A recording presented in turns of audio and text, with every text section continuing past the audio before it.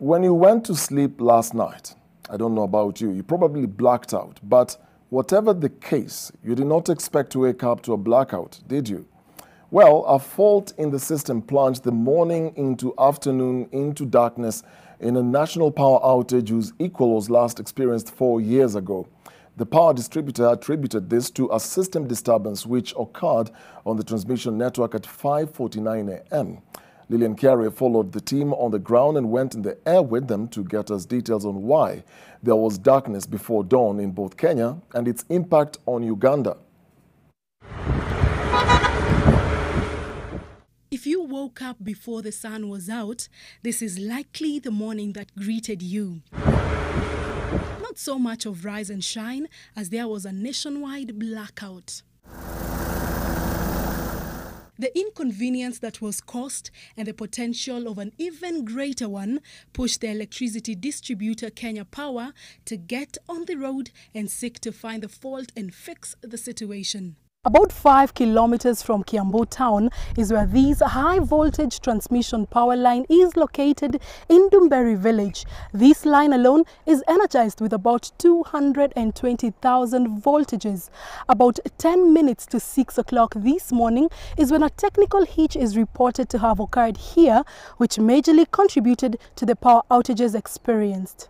One of the insulators, which is on one of the faces,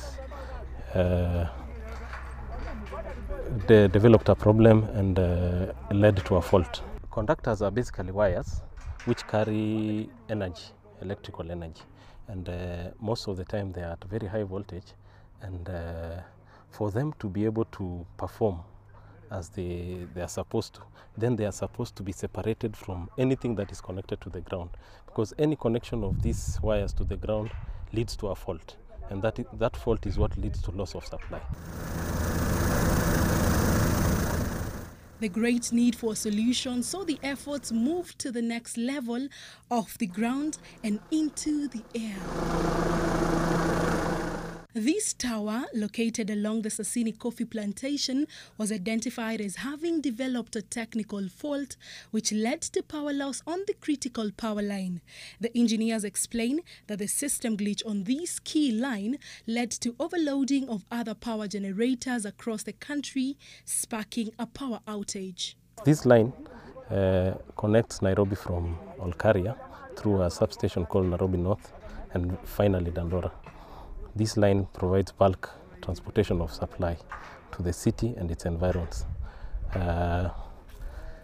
When we have interruptions on this line, in some cases we get cascaded events which could lead to partial, semi-national or national blackouts.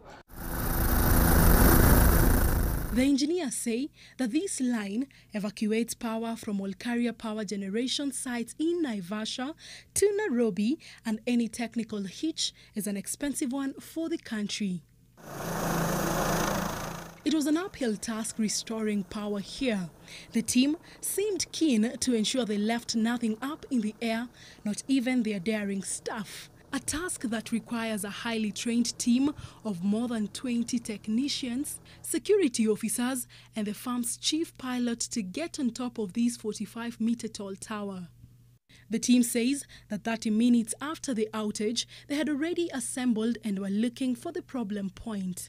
When we reached there, we noticed an insulator snapped and the conductor came down. That was the cause of this problem.